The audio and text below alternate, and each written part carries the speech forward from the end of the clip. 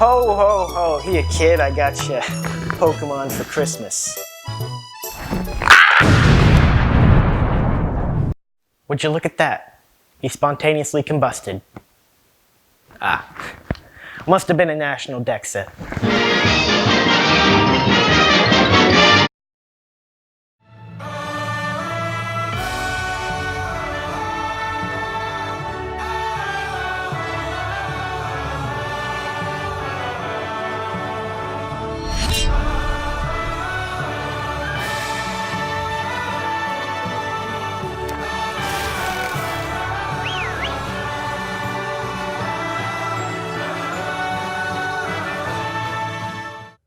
Pokemon Sword and Shield are the newest games in the 23-year-old franchise, and just as any new Pokemon game, people are playing them. Sword and Shield are the first mainline Pokemon games to be released on what is considered, for the most part, a home console. Needless to say, the expectations for Sword and Shield were sky high.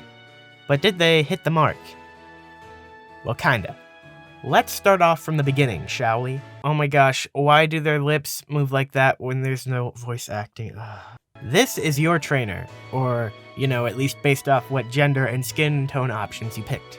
And after a long introduction sequence, I mean seriously, it was very long for me. Meet Hop and Mum. You stupid. Go to Hop's house. Go find Leon. Dad. Back to Hop's house. Pokemans. Oh, look at us, trainers now. Yippee, let's go to the dangerous forest. Oh no, dangerous forest is a dangerous? Hecking dies. Leon? What's a direction? Back down Route 1 again, to the lab. Sonia. Shopping and Pokemon Center. Route 2, Granny. Feasting on Hop's tears. We just got a letter. We just got a letter. Back down to Route 2. Hippity hop on down to the station.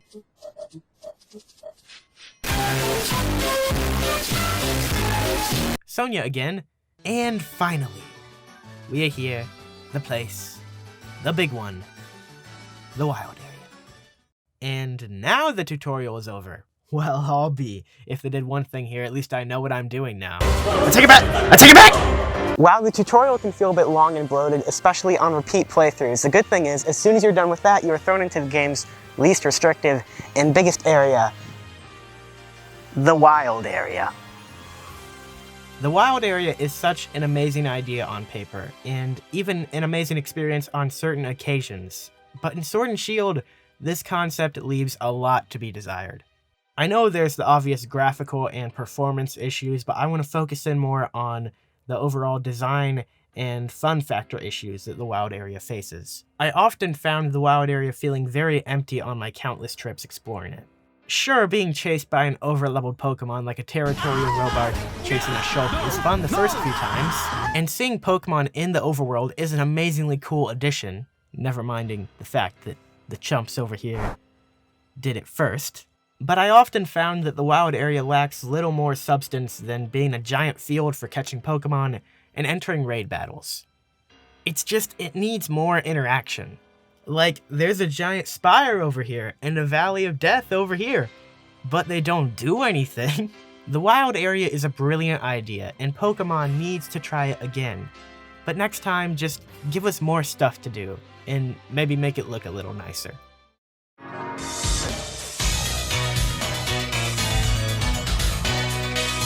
What? You're not gonna tell me that sounds like the opening of a Christmas song?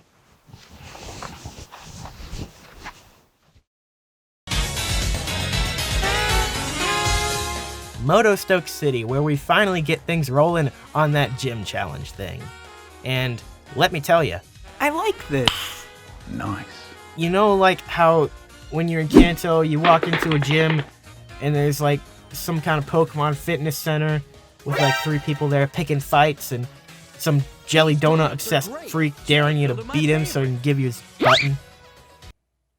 Me neither. This Pokemon League is downright one of Galar's biggest strengths. And my only hope is that they don't instantly abandon it like they did with the Island Challenge last generation.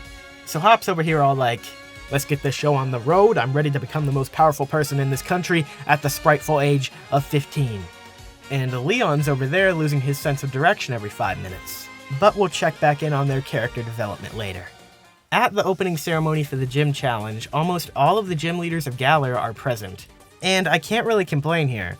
These guys are one of, if not the best set of gym leaders this series has ever seen. Also, I can appreciate the build up to who I'm pretty sure we all know is objectively the best gym leader. No questions asked. I mean, it was too cool to even show up to the freaking ceremony. Sword and Shield also attempted to add more exclusivity between versions by introducing version-exclusive gym leaders. But I think that kinda backfired. At least from my experience with Pokemon Sword, Gordy and Bee came off as the least impactful and one-dimensional of the region's gym leaders. Gym leaders and gym challenge aside, however, this is a Pokemon game, and the reason you're here is to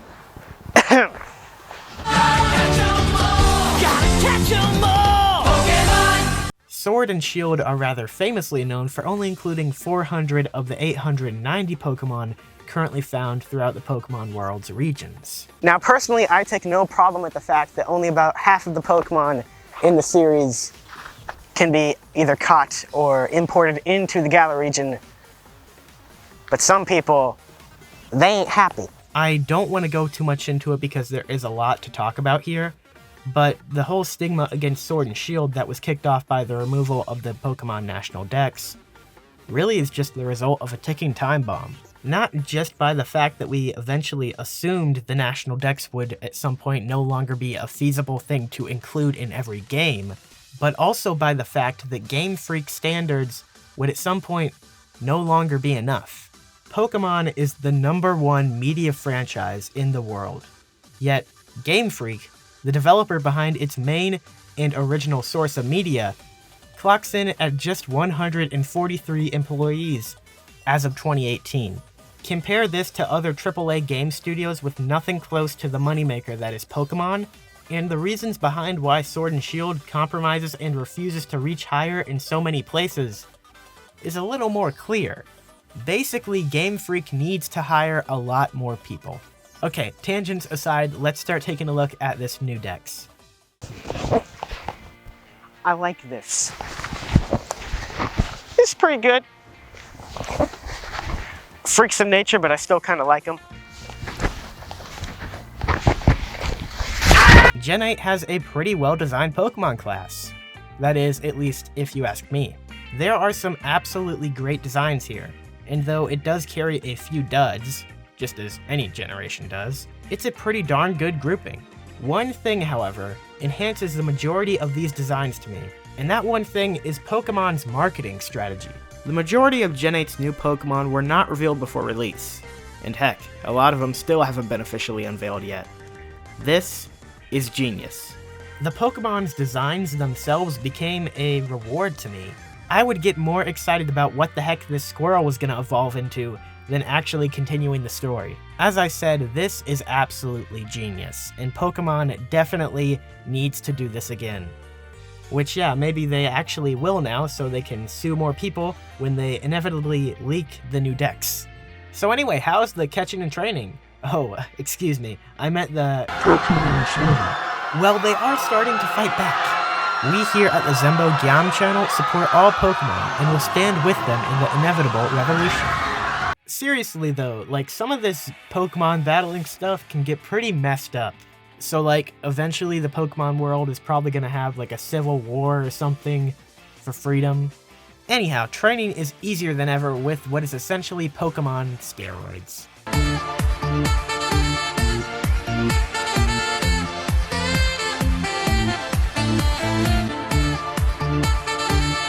I'm sorry, I swear, I'm not actively trying to make the Pokemon universe look like a horrible place. And catching them all is as tedious as it's ever been to catch them all. I hope you like quick balls. It's been a while though, so let's check in on that main quest thing, shall we? After Motostoke, the game sets you on the path of completing gyms, and of course, Hop slowly loses all of his hope as he realizes he's in a simulation and destined to be crushed countless times by countless numbers of players. RIP. But there are other rivals, Mr. Jerkface and Marnie the Cool One. Bede is a fun enough rival. While he's never really fully explored to the point he could have been, he is the kind of jerk rival you can enjoy beating, and I do respect him for bringing that element back to the series. It's a similar story with Marnie where the character is set up pretty well, but the payoff is never there, and she remains largely underused. Now, we talked about the gym leaders, but what about the gyms? Well, gyms are gyms. Nice! Sentence. The Gym Challenge of Galar does surprisingly little to change the concept of gyms. Sword and Shield might not be out to change the way gyms work, but it sure is out to add a lot of spectacle to them.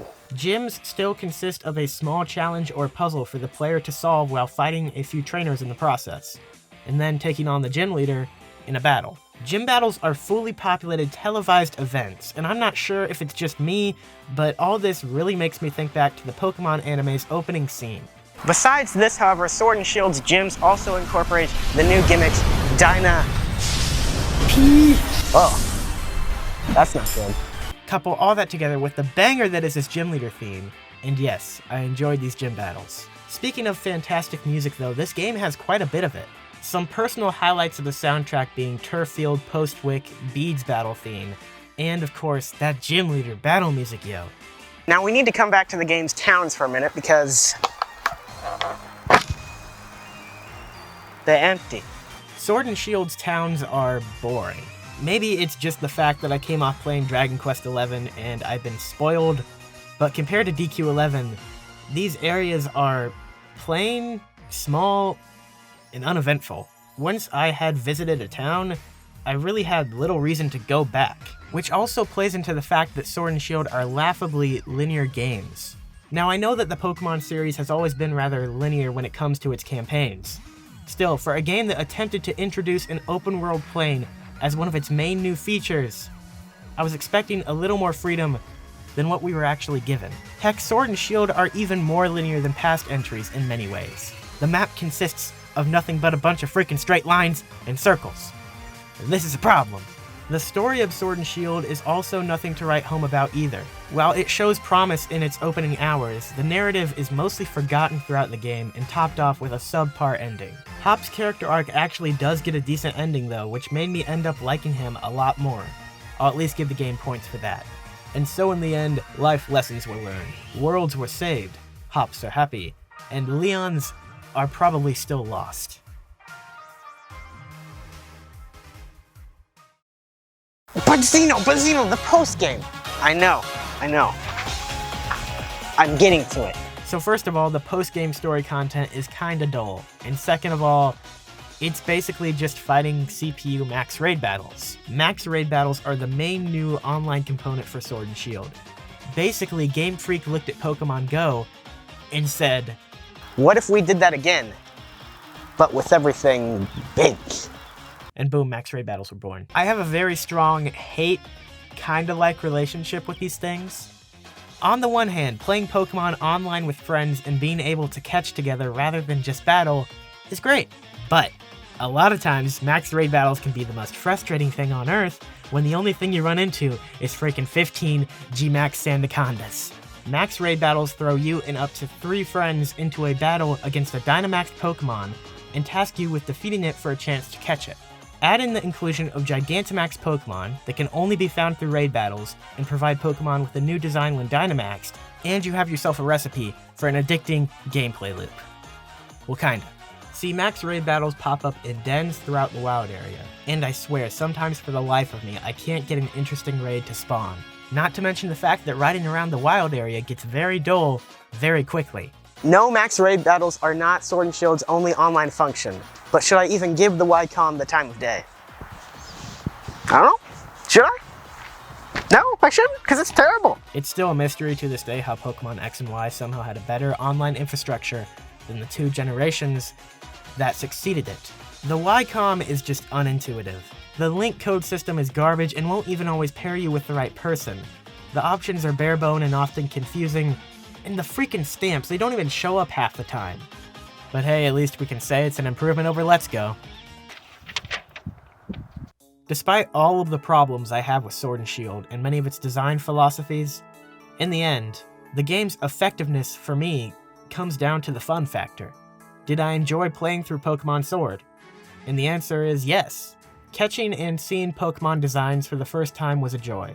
Challenging the new Gym Challenge of Galar was exhilarating. And training up a team of pocket monsters is as fun as it's ever been. Sword and Shield is not an amazing Pokemon game, but it still is a fun one. Generation 8 has succeeded in laying the groundwork as Pokemon's first steps into a home console future, even if it's not quite there yet. I hope Sword and Shield are not easily forgotten because of its mistakes, but remembered for the steps it attempted to take. For as many things as it fails to bring to its full potential, the positive stepping stones it has made are important to Pokemon's potentially brighter future. Thank you so much for watching the video. If you did enjoy this video, I have another new Pokemon video that should be up right about now.